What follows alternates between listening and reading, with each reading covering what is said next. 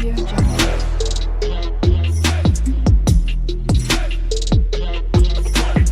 Audio Jungle.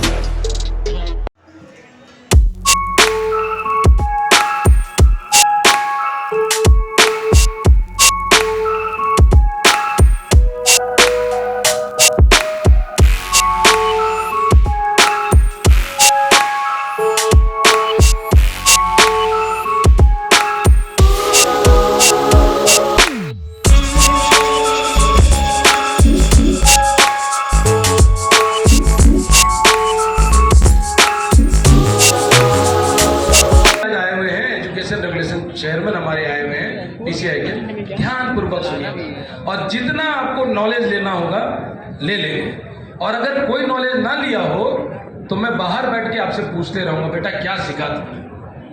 और मैं आप यकीनन मान ले मैं प्रिंसिपल तक को भी यही पूछता हूँ कि बेटे आपके क्या सीखे। अगर नहीं सीखे तो प्रिंसिपल की भी गलती होती है, बुरा ना माने। शुक्ला जी कहाँ गए? शुक्ला जी बैठे हुए थे तो मैं लड़कियां से पूछ रहे थे, शुक्ला जी बोले डॉक्टर शुक्ला सर, तो उन्होंने बोला कि सर आप उनकी क्लास नहीं ले रहे हो, मेरी क्लास ले रहे हो। तो आप समझ रहे हो कि मैं जो भी बोलता हूँ एकदम ध्यान पूर्वक सुनना, और अगर नहीं सुनना हो हमें तो भाड़ा मिल गया, तुम लोग जा सकते, ठीक है। अब मैं जो पीसीआई की हैसियत से यहाँ आया हूँ, कितने लड़के जानते हैं पीसीआई होता क्या है? हाथ खड़ा कर दो, सब जानते हैं।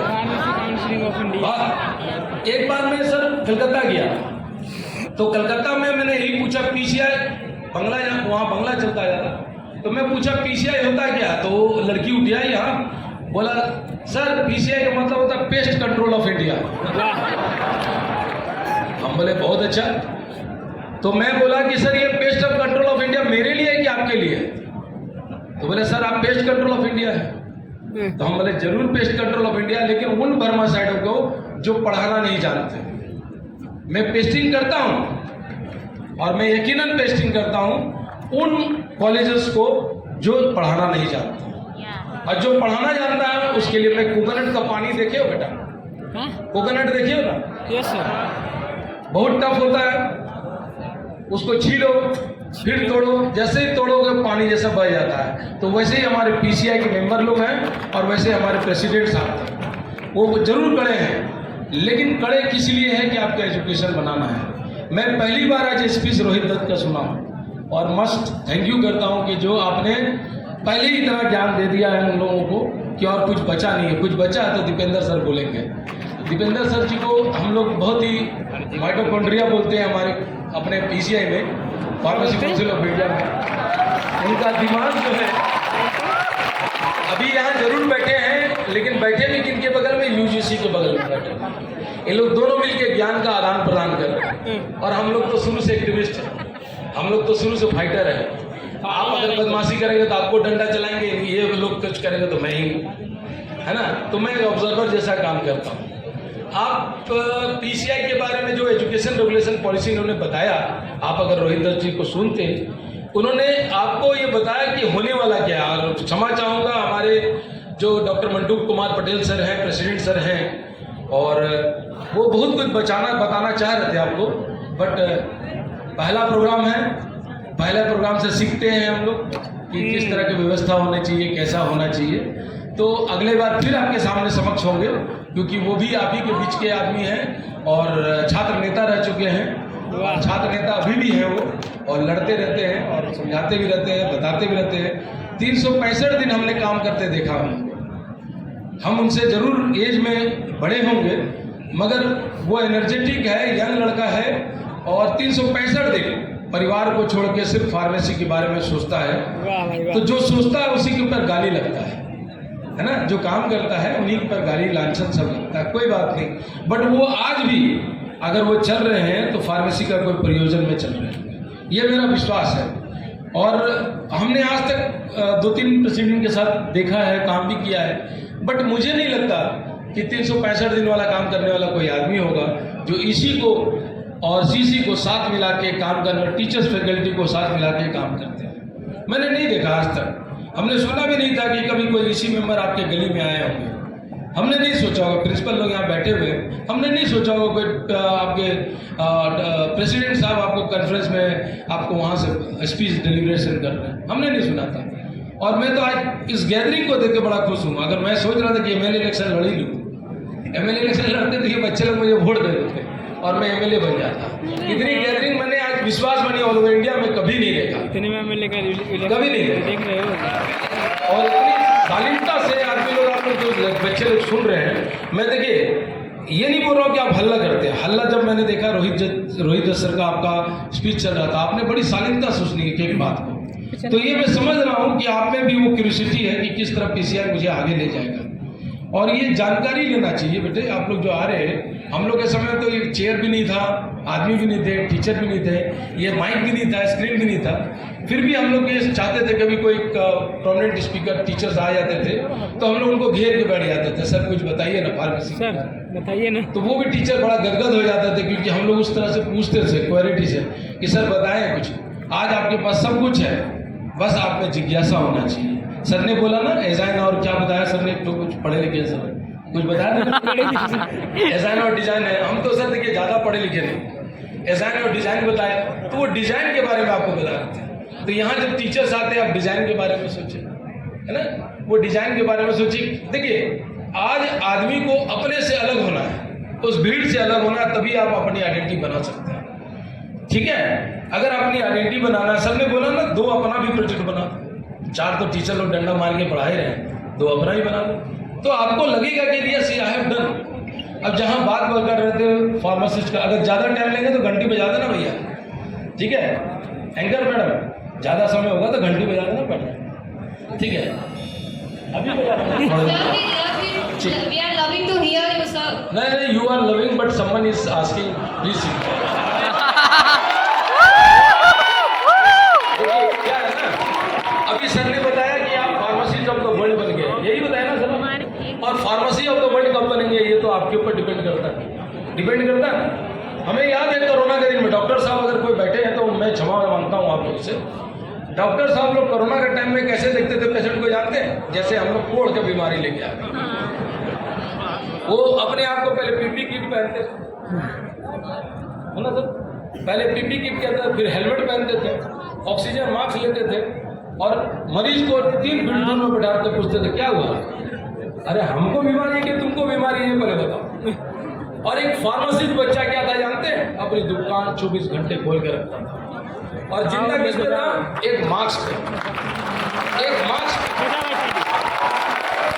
वो भी ऐसा मास्क था जिसके पास, हमारे पास पैसा नहीं था सर, 27-35 रुपया का एक मास्क आता था, उसको हम लोग 2-2 रुपये पहनते थे।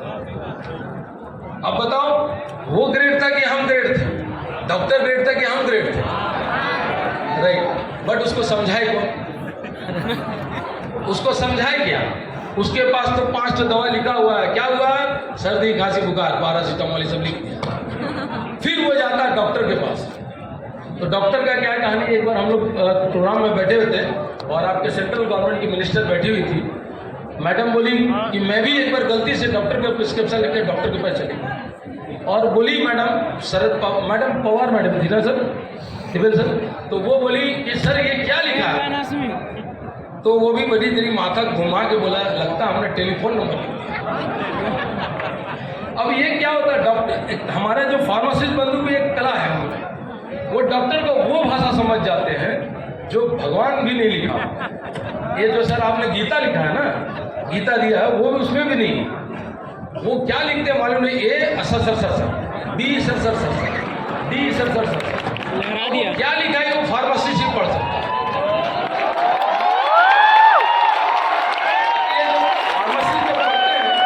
तो मेरी मम्मी गई एक बार पढ़ने के लिए, और वो लेके गई तो उनको सब ज्ञान बड़ा अच्छा मानते थे, जैसे सर बैठे हुए संस्थान बक्सर के सर, और देखिए एक सर, तो मैं इनको प्रणाम करता हूँ कि आपने अच्छे कर्म के लिए बच्चे लोगों को रखा है, जो एक फार्मेसी प्रोफेसर, नोबेल प्रोफेसर में आए हुए हैं सर, तो मैं आपको धन्यवाद देता हूँ सर, आपको कोटि कोटि धन्यवाद है हृदय से, है ना।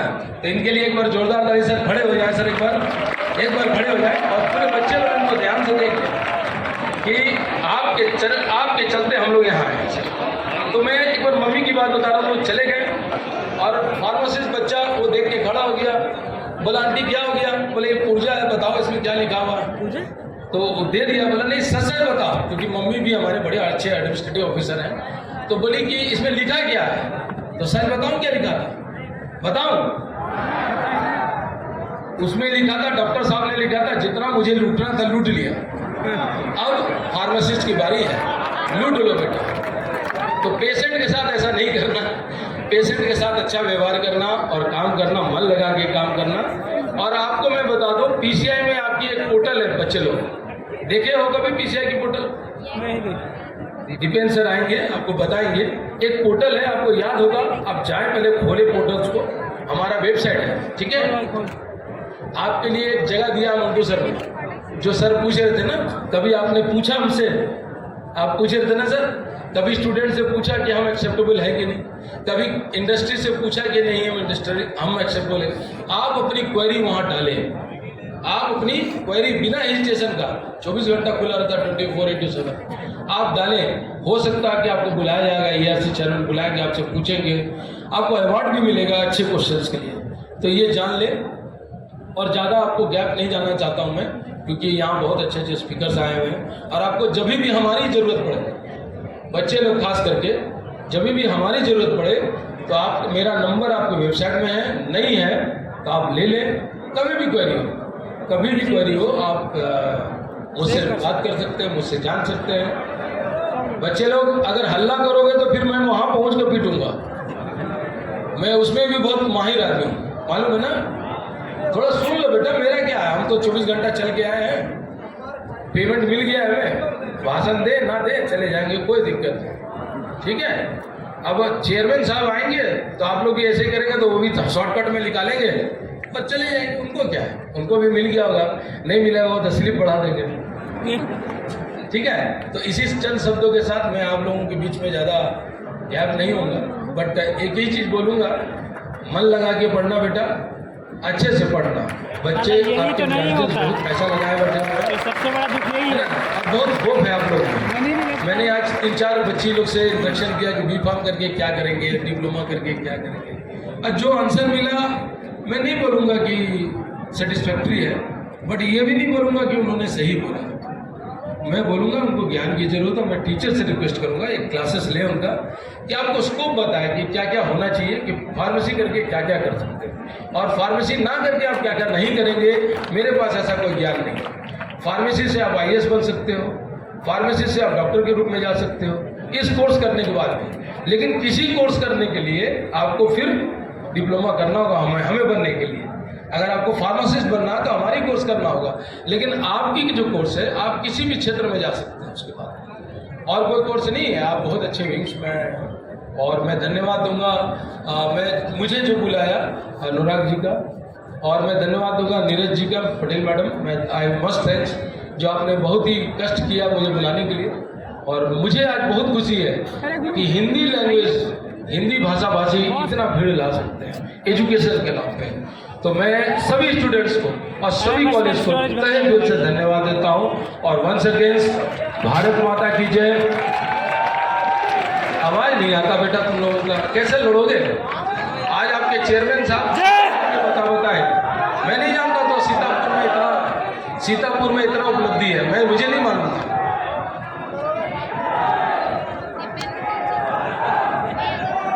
ठीक है बेटा, अब वंदे मातरम कुछ बचा के रखो, साथ में लीजिए, और इन्हीं शब्दों के साथ जय भारत, जय हिंद, जय फार्मेसी और जय सीतापुर।